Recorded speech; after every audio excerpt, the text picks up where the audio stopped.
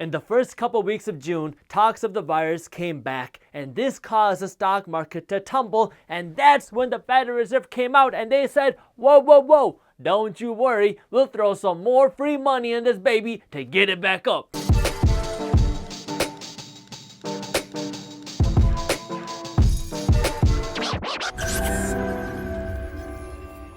What's up, everybody? I am Jaspreet Singh from the MinorityMindset.com, and welcome to the Minority Mindset. When talks of the virus came back, we saw the Dow Jones fall by around 2,000 points in just 2 days, and everybody thought that this was the beginning of the second stock market crash. But thanks to the help of the Federal Reserve Bank, turns out it was just a pump fake. Ready, catch!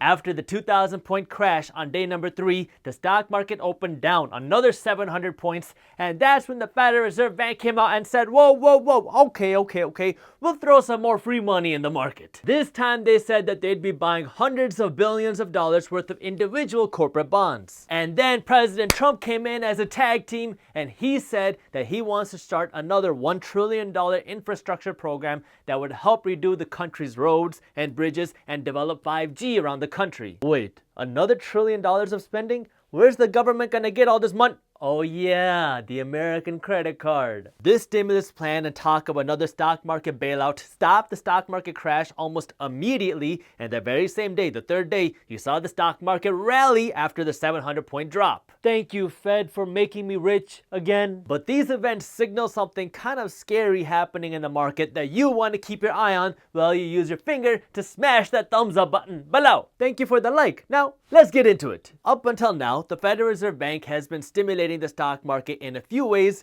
but one of the most direct ways they've been boosting the stock market was by buying corporate bond ETFs. You can think of a corporate bond ETF as a big bundle of business loans, and this big bundle of loans is an investment and it trades on the stock market, and this is what the Fed had been buying. When this pandemic started, businesses stopped making money, and so businesses didn't have the cash to make their loan payments, so many of these corporate loans went into default, which made this group of corporate loans, this corporate bond ETF, worthless because many of the loans inside of this bond fund was in default and worthless. That's when the Fed came in and they started buying these corporate bond funds as a way to boost the stock market. The whole idea is, let's say you're a bank and now a lot of your money, your cash is tied up into these corporate loans which are in default or worthless, so you can't make as many loans as you would normally like, so people can't borrow money. This is when the Fed comes in and says, okay, how about we give you, the bank, top dollar for your worthless loans, this corporate bond funds,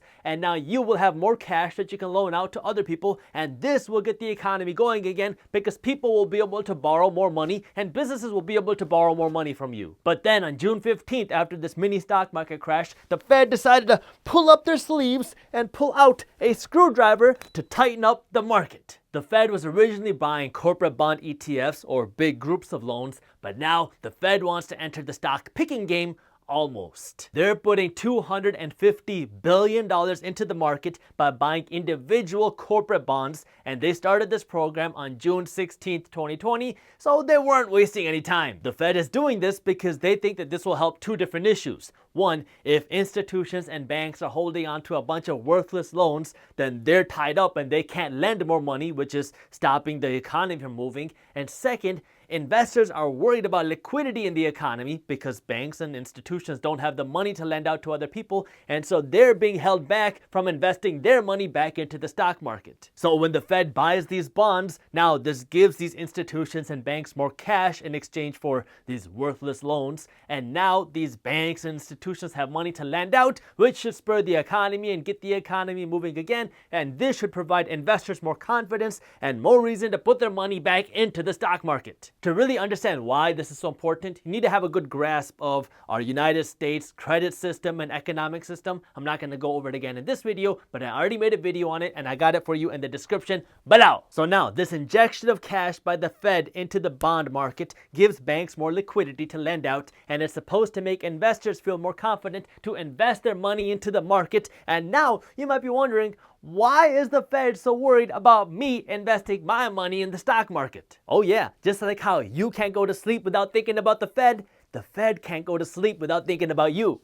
Why isn't Bunty investing his money? The Wall Street Journal wrote an article where they said that investors are sitting on more cash reserves than ever before. Investors are sitting on something like $1 trillion of cash, more than they were during the 2008 crash. It feels like 50% of the world and YouTube is betting on a second stock market crash, and they're waiting on that. And even Warren Buffett, the king of the stock market, said that he's not buying right now because he's waiting to see what's going to happen, and he thinks there's going to be a second stock market crash too, it seems like. Investors hate holding on to cash because cash loses value. I mean, every single day the Fed is printing money, the value of each dollar goes down a little bit. So investors don't like holding on to cash unless there's a reason for it. And according to the Wall Street Journal, that reason is that lots of investors have an anxiety towards the market right now because they don't understand what's going on. So they don't want to just throw their money into the stock market like a casino. And so they're playing the waiting game, and they're willing to lose value on their cash in the meantime. Volatility, life support to the stock market, and extremely high valuations have kept a lot of investors on the sidelines. By the way, if you are interested in investing in stocks, you have to use a stock brokerage, and I got the link to our sponsored stock brokerage in the description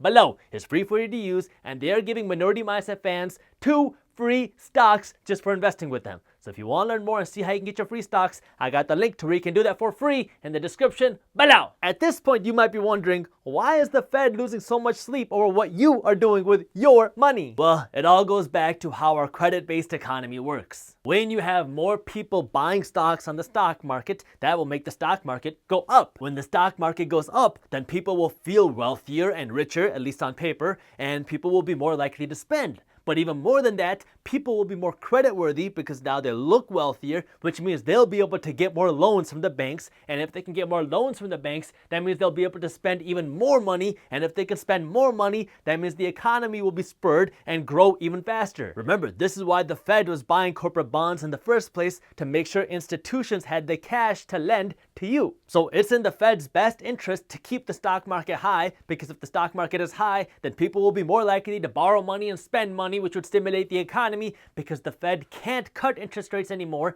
because interest rates are already at 0%, and they keep saying that they don't want to go negative on interest rates. Get the stock market high so people feel rich enough to go into debt to spend more money to stimulate the economy. That's the game for the Federal Reserve. Hey Gucci, sorry I've been MIA. My stocks are back up now. Got anything new? This is why the Fed is working so hard to pump up the stock market and to provide reassurance to investors, because they want investors to put their money back into the stock market so the stock market doesn't have to rely on the Fed to keep moving. I mean, it feels like every time this free money dries up, the stock market starts to crash, and that's when mommy and daddy, aka the Federal Reserve, has to come back in and give their baby, aka the stock market, hundreds of billions of dollars to feel better and go back up. Now add to that the $1 trillion infrastructure proposal that President Trump brought up to get more people back to work. Right now, lots of Americans don't have jobs, which is bad news for the long term, because that means Americans won't have money to spend. I mean, right now there's a lot of unemployment programs and stimulus programs out there, but eventually this is going to go away, and if people don't have money coming in, then they don't have money that they can spend, which would hurt the economy. But if the government can create jobs, which they don't do a very good job at, only the private market can do that, but I'll save that topic for a later video, so if you haven't subscribed to our channel, make sure you do that. But if the government can get more cash into the hands of people, then people will have more money that they can spend, which would help the economy. This $1 trillion infrastructure package, while it can't save the economy, it does provide investors with a little bit of reassurance that more people will have jobs and have income coming in that they can use to spend, which would help businesses that trade on Wall Street. Remember, we're in a very emotional stock market right now, where any sort of bad news can trigger a stock market downfall, and any sort of positive news can really help the stock market. Well, the Fed is trying to make it more difficult for the stock market to come back down with all this free money, but they can't stop that from happening, and we don't want a stock market that's just reliant on the Fed's free money, because if that free money goes away, then the stock market would come tumbling down. But instead of looking at this and getting upset at what's happening, I want you to understand what's happening. That way you can use it to your advantage. That way you can use what's happening to build you wealth. This is what financial education is all about.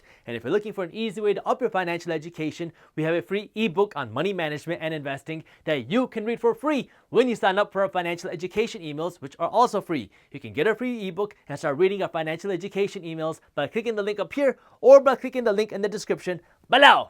By the way, our financial education emails are separate from our financial news emails. Thank you for watching. If you enjoyed this video, share it with one friend. That way we can help spread the word. If you want to learn more about how our credit system and economic system works, I already made a video on it, and you can watch this video on YouTube by clicking this button right over here. Thank you for watching, and as always, keep hustling.